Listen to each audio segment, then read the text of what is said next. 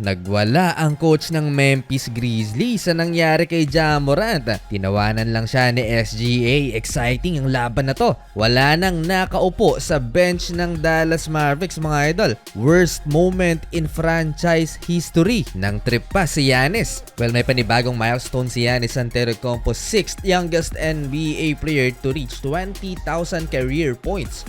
Ang pinakabatang player na nakapagtala ng ganyang milestone ay si LeBron James at 28 years old. 30 anyos naman si Greek Freak.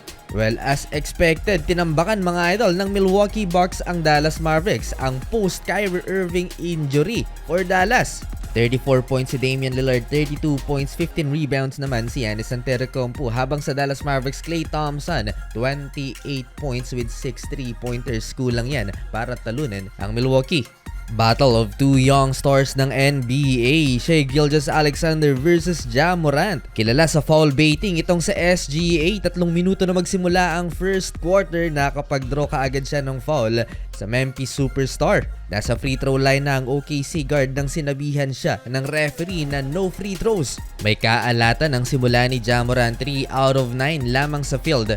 Habang may 14 points naman sa opening frame ang MVP candidate na si SGA. First basket ni Ja Morant, he attacks the paint laban sa big man na si Isaiah Hartenstein. Nasundan pa ng fast break points, dikit lang laban, 30-28 end of first quarter. One of the biggest what if ng NBA, ang former second overall pick ng 2018 NBA draft, ay kinuha ng Memphis Grizzlies, si Marvin Bagley III. Dahil sa recurrent injuries, kaya hindi mabigyan ng break ang player na to.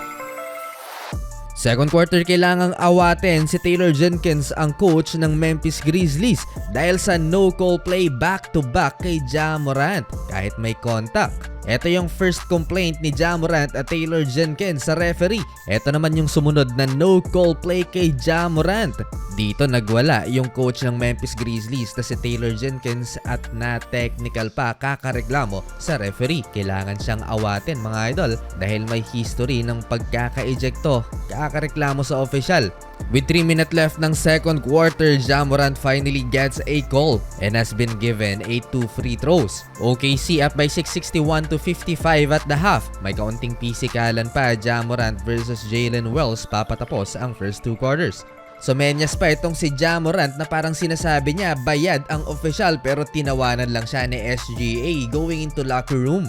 Mas naging kaabang-abang pa ang action dito sa second half. Ja Morant to start the offense of the Memphis Grizzlies and a 3-pointer, mga idol. Sumagot naman si SGA ng top of the key 3-pointer, 24 points na para sa MVP candidate. Double digit na ang lamang ng OKC. SGA versus Ja Morant, turnaround fadeaway jumper, nakasagot din ng Grizzlies superstar. Baseline jump shot naman. Umiiyak ang Memphis Grizzlies sa foul baiting ni SGA. Challenge yung play na to, mga idol, at unsuccessful. Dagdag pa sa problema nila ang foul trouble kay Ja Morant with 4 personal fouls last 3 minutes ng third quarter. 13 points OKC lead, 32 points na so far sa SGA, 15 points ay dito lang sa third quarter.